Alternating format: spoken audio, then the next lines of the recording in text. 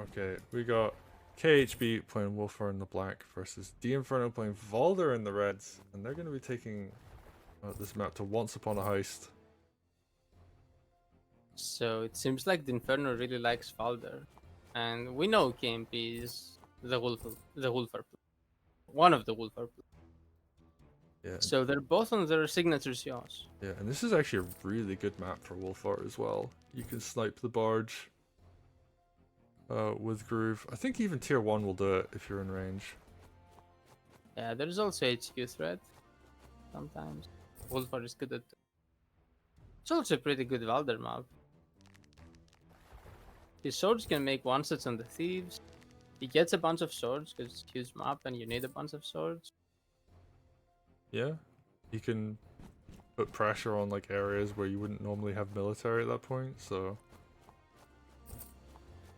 And I think Inferno also likes this map, personally. Like, I remember in his game 2 versus Mohinder, like, in game 1 he didn't do very well, and then game 2 was this map, and he really outclassed Mohinder there.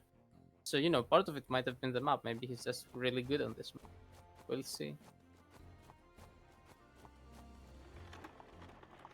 I also think KHB is really good.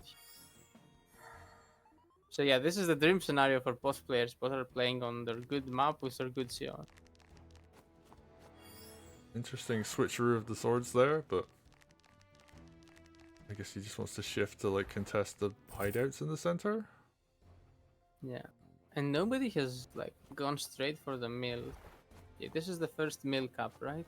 Yeah, the one on the right is gonna get captured next turn as well, so... So it looks like it's gonna be 1 mill each. Nobody's gonna be big advantage.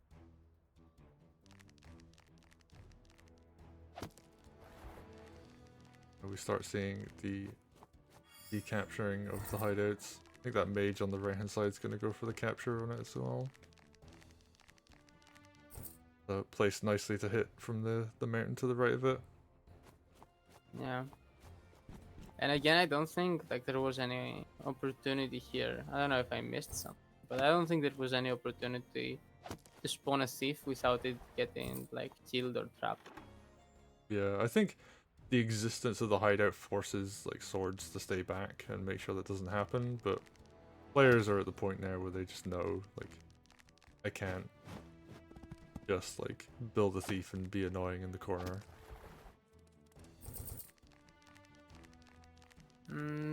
Yeah, and like other than the openings, which the Inferno did with the weird commander ghost like to the other side. Other than that, it looks pretty stable. Yeah, I mean, I guess like the idea is you just don't want to let Wulfar get to the center too easily, because then he suddenly starts threatening. Oh, so we're gonna tee off the balloon? Okay. Oh, onto the flagstone. Oh, okay. I don't think that's worth it. It slows the spears down a lot, though. I mean, Wulfar is gonna eat a ton of damage. Target. Yeah, the spears have targets there. Wulfar is gonna get bullied, and we'll have some trouble healing. Actually, we'll only be able to heal on the 2 villains. Huh? A Valder grooving too. Okay, I mean, spear crit plus sword crit follow up is actually gonna be a lot of damage. I guess, but he had a sword crit anyway. I guess now this sword crit's from another side? No. Oh, he had a sword crit on that tile anyway. The sword behind him. Yeah. I don't know about that groove. I guess having one more unit to pressure Wulfar even more is cool. Yeah. But then you could have spawned it next turn, maybe, yeah. Wulfar's gonna be really low after that, actually. I mean, you even just hit the village, yeah. And then now Wulfar doesn't have a good heal spot. Oh, the village behind him isn't on like a decent amount of health either. Yeah, that's what I was saying. It's only on 2, and he can't heal on the 6 due to terrain. There's a forest and a mountain separating him from the 6 village, so I don't think he's dead. There's nothing much to kill him, but he's gonna have to run for like 2-3 turns in a row or something. And that's really bad, especially if you're Wulfar who wants to, you know, go aggro and stuff. And that knight will get killed. Yeah, Harpy and Trooper. He's gonna have to sack lots of tempo and units to... Well, this might just be losing. Wow. Actually, can Dinferno kill him this turn? Uh, Yeah, Valder's gonna get in range. Oh, he might just be dead. Behold the fell gauntlet. there is a knight hit, not a crit, and then oh, there's no full sword. If there was a full sword to crit, this would have been death. But I don't see any full sword. I mean, I guess the other question is,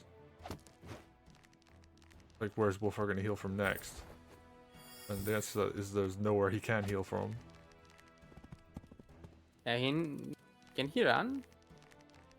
He'd technically get into the barge, but I mean, that would just die immediately, so... Oh, getting into a transport might be. Barge is low health though, so... There is a wagon. There is a wagon, that's true. Is it actually able to reach? Is he gonna do that? I It don't... might. That might be his only option. That's so bad if it's if. Oh, he's doing it. Yeah, he just has to block with everything. Oh, wow. But this is really horrible. Yeah. Now if you're Valder, you can just abandon this and just say, haha, now I have the whole map. Oh, but you've lost some territory on the other side. Yeah, that dragon was... While all that was going on, the dragon was kind of tearing things up on the right-hand side. Oh, you got a free hit on the knight. That would have been big if you weren't losing everything on this side. Oh, the mage is gonna get popped. Oh, that's so much damage. And yeah, like, while this is going on, like, yeah, he's just continuing to advance forwards. So Dinferno would have been like absolutely completely winning had he not given the dragon a free knight hit. He's probably still very winning. Why give a free knight hit when you're so winning? Okay. Oh, actually, I was just about to ask a question and I got to answer straight away. If a commander is in a wagon, they still build groove, so... Oh, that dragon's in range of a mage hit, though. Ooh.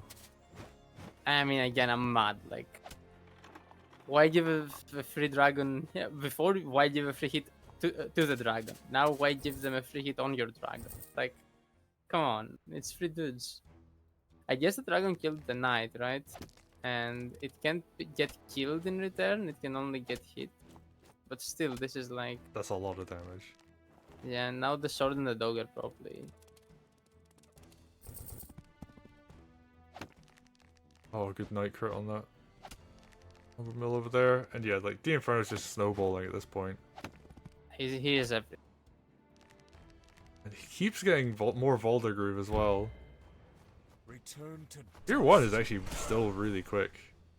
Like, especially when you're in this situation where, like, you just, like, get advantage and then continue to just press forwards.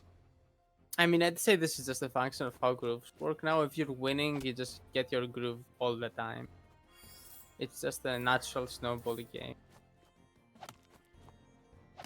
Maybe a bit too snowballing. Like, it's really easy to win more. Yeah, that was one of the fears we had. Oh, good snipe. And gets the dog. Okay. I mean, never put things in transports. It can only be bad. Yeah. Oh, unless you're like trying to save something like Valder or Wulfar. Okay, yeah. In this very specific case, you had.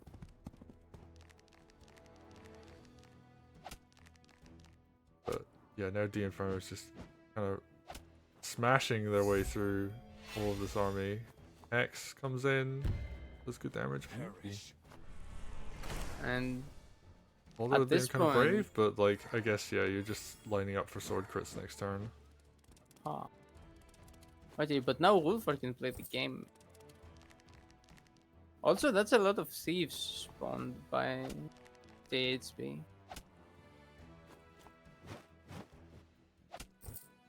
Yeah, I mean you have Oh. to build something. Yeah, it's hard to save money, even if you know thieves won't be that good. When you're so far behind, you usually just say, oh, I really need the unit, right? I absolutely need those units. But then, I think you can defend now. And after the defense, you have to ask yourself, wouldn't it have been better to have, you know, better fighting units for the thieves? Oh, and the tier 2, it doesn't look very strong. But I mean, you gotta defend this HQ somehow, so maybe it's forced. And his damage on Valder's swords will matter if Valder tier 2s. Oh yeah, he's getting close to tier 2 as well. 181. There's a bunch of fighting over on the right hand side as well. So, tanking both those swords. Probably Nair. decent call. 200. Oh, okay. So Nair the groove can begin. Rise from your grave. And it's a little bit of a shame that he has to only get like the damage boost on like one sword actually. Yeah. But that was still like a Valder's winning not hard turn. to use. Yeah. Yeah, even the swing of like making 2 units, it's kind of too much. Oh, I actually love that sword position on the left hand side because now the barge can't drop anything there. So he's actually landlocked the barge. Huh. I mean, I guess it kind of drops here. Yeah. Yeah, like you can kind of boost one unit very slightly, but Yeah.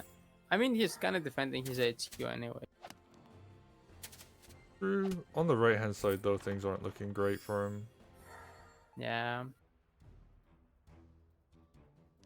Could be a matter of time. And speaking of time, Dinferno's got 40 minutes left on the clock. Ooh, big Wow. hex.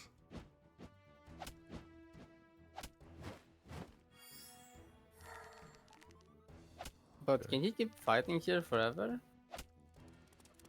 I think he can. Like, there is enough here just to, like, punching the opponent in Ooh, the face. shields Valder. I think Valder was healthy enough. I think he should have struck with Valder here. Yeah, like, I guess Wulfar's like a slight threat, but, like, there's no other You have units too there to much fight. army. Yeah. Yeah, and then you kill the dog and the spear with a sword crit, right? So it's like 2 units for what 3 Valder have, and then you can heal next turn. Yeah, but I guess, like, if you're in this position, you're just gonna play ultra safe, because, like, you're up on time. I assume it was up on time. Let's take a look. Oh yeah, you're, like, 14 minutes up on the clock. Your Yeah. opponent has, like, no army left to fight with. There's Yeah, nowhere but to those heal units, either. Yeah. those units you could have killed are now healing. Yeah, I think the HQ now holds. I think that's the difference. So you need to he'll win a lot slower. I think you'll need to leave. So, yeah. He's trading the mates. Yeah, but he does live. Yeah, he has to live now. I think had he attacked with Valder last turn, he might have been able to continue attacking. Life is not long for this world.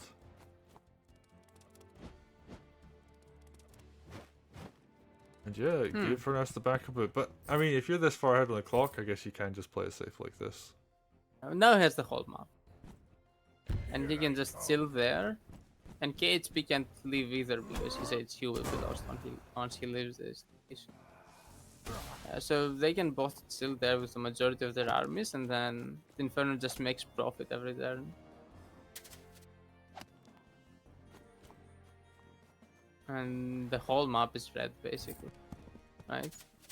There's still a he decent doesn't have amount that on the right hand mill. side, but He doesn't have that mill yet. Like, yeah, I mean, he Ooh, doesn't look need to at this take it thing. with. Like, he's got dogs and like a couple mages. Okay, pressing My forward again. hands Rise. Makes sense. Gotta take advantage of this tier 1 groove.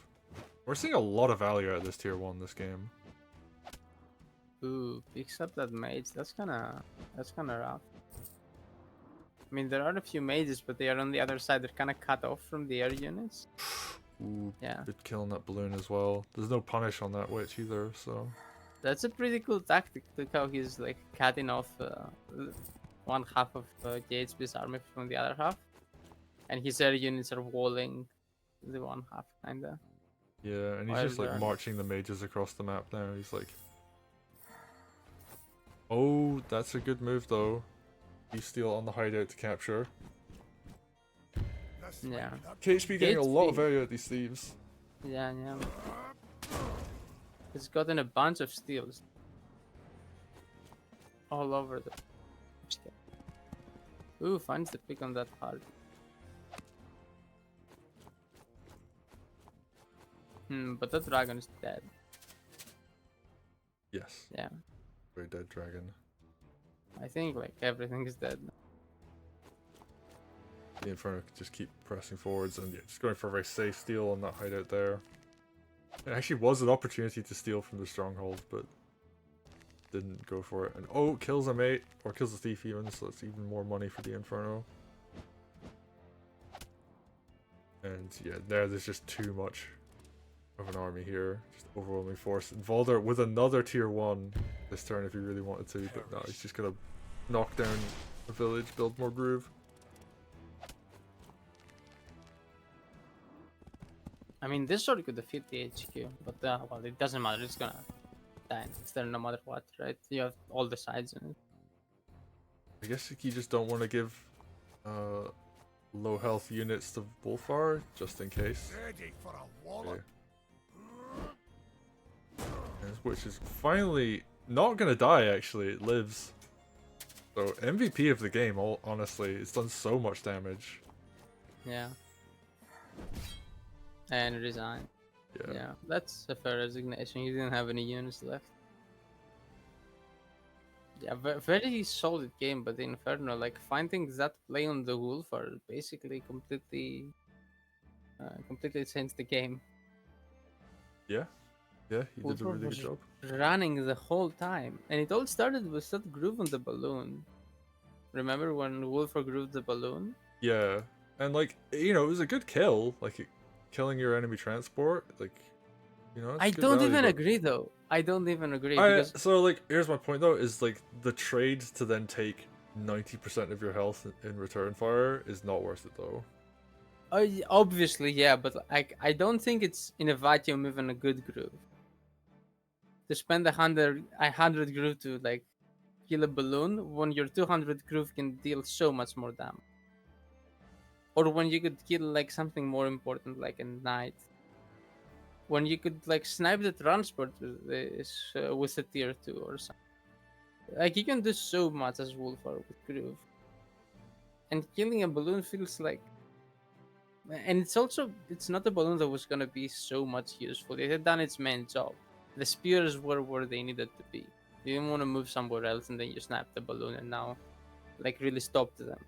Yeah, that's a good point actually, because yeah, they'd already moved the spears forward. I guess if it was like before it had moved the units it was built to do or built for, then like yeah, I think you're right. Like it would have a lot more value at that point. Yeah. And then like, what do you want to groove with tier 1 as well? For like usually the smallest unit I'd actually just tier 1 to kill would be a knight. If it's less value than a knight, and I don't have like any other tactical or strategical reasons to groove it, I wouldn't just groove for a single kill. You know, especially in Wargroove 2, when and again you have this tier 2 that competes with your tier 1. It's just like hold it for a little bit, and you can sunk a bunch of units while also killing something. Yeah, And like it's so much. especially in a situation where you could knock out the opponent's barge later on in the game with a tier 2. He ended up still doing that with the injured dragon. With the injured dragon, yeah. But that's like another thing you can hold it for, or I mean, yeah, and like don't take 90% of your health and damage to kill a balloon, like, because he didn't have any tempo after that point. Like he didn't have anywhere to heal.